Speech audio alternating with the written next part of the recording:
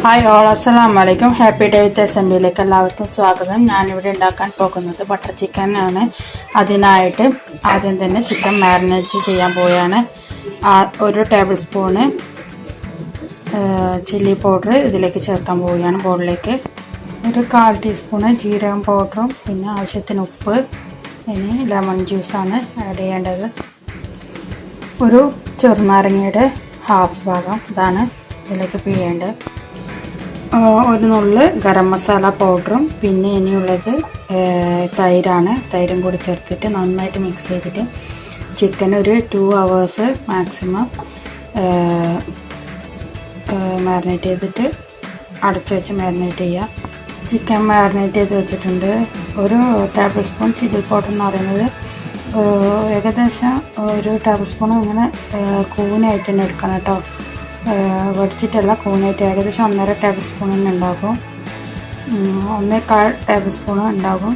അങ്ങനെ അതുപോലെ എടുക്കുകയാണെങ്കിൽ അതും പിന്നെ ജീരക പൗഡർ പിന്നെ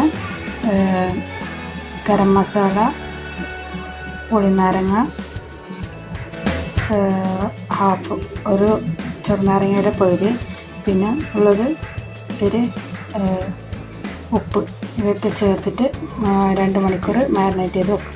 മാരിനേറ്റ് ചെയ്ത് വെച്ച ടൈമിൽ നമുക്ക് 2 ടേബിൾ സ്പൂണ് ബട്ടറിൽ ഒരു മീഡിയം സൈസ് ഉള്ളിയും ഉപ്പ് ഇനി പൊടികളൊക്കെ ചേർക്കാം. ഒന്ന് വഴറ്റുക.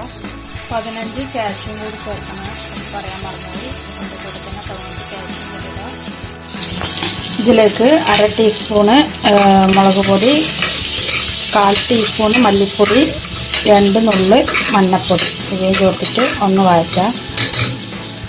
പൊടിയും മൂത്ത മണം വരുമ്പോൾ ഇതിലേക്ക് 4 അല്ലി വെളുത്തുള്ളി, ഒരു ചെറിയ കഷ്ണം ഇഞ്ചി കൂടി ഇട്ടിട്ട് വഴറ്റുക. ഇതിലേക്ക് ഏലക്ക പൗഡർ 2 നുള്ള്, പിന്നെ ഗരം മസാല 1/4 ടീസ്പൂണ്, കസൂരി മേത്തി 1/4 ടീസ്പൂൺ ഇവയൊക്കെ ചേർത്ത് ഇനി തക്കാളിയും കൂടി അരിഞ്ഞിട്ട് നന്നായിട്ട് വഴറ്റുക.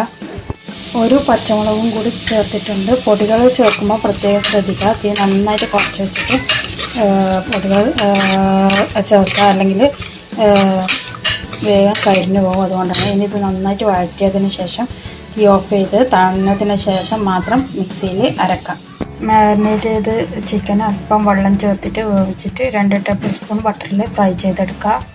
1/4 വേവാകുമ്പോൾ തന്നെ നമുക്ക് ഫ്രൈ ചെയ്യാം.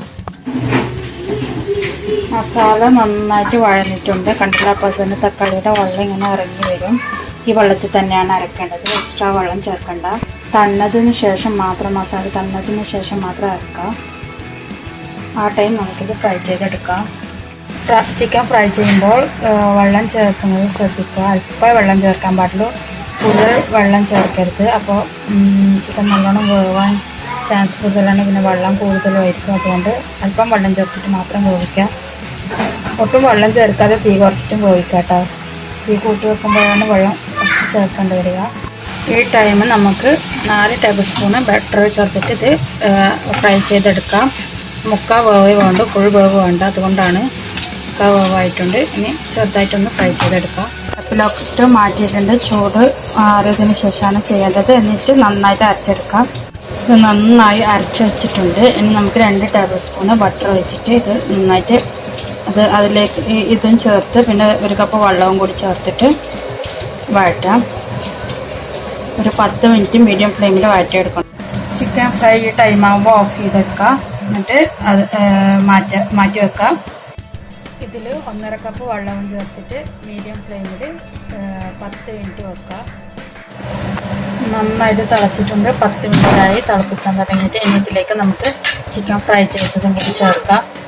ഇതിലേക്ക് ചിക്കൻ ഫ്രൈ ചെയ്തതും കൂടി ഇട്ടിട്ട് 5 മിനിറ്റ് മീഡിയം ഫ്ലെയിമിൽ തിളപ്പിക്കുക. ഇതിലേക്ക് 1 ടീസ്പൂൺ പഞ്ചസാരയും കൂടി ചേർത്തിട്ട് 5 മിനിറ്റ് തിളപ്പിക്കുക. 5 മിനിറ്റ് തിളച്ചതിന് ശേഷം തീ ഓഫ് ചെയ്തിട്ട് ഇതിലേക്ക് കസൂരി മേത്തിയും അല്പം മല്ലിയിലയും കൂടി വിതറിയിട്ട് സെർവ് ചെയ്യാം. കറി റെഡി ആയിട്ടുണ്ട്. നല്ല തിക്കാണ്. ഇപ്പം കുറച്ച് ഗ്രേവി കൂടിയിട്ട് കാണണം. തണ്ണതിന് ശേഷം നല്ല തിക്കായി വരും. പിന്നെ ഇത് എല്ലാവരും ലൈക്ക് ചെയ്യുക, കമൻറ്റ് ചെയ്യുക, സബ്സ്ക്രൈബ് ചെയ്യുക. ചപ്പാത്തിൻ്റെ കൂടെയും നാനിൻ്റെ കൂടെയെല്ലാം കഴിക്കാൻ നല്ലൊരു ടേസ്റ്റുള്ളൊരു കറിയാണിത്. അപ്പോൾ എല്ലാവരും സബ്സ്ക്രൈബ് ചെയ്യുക, ലൈക്ക് ചെയ്യുക. പുതിയ റെസിപ്പി ആയിട്ട് വരുന്നവരേക്കും ബൈ.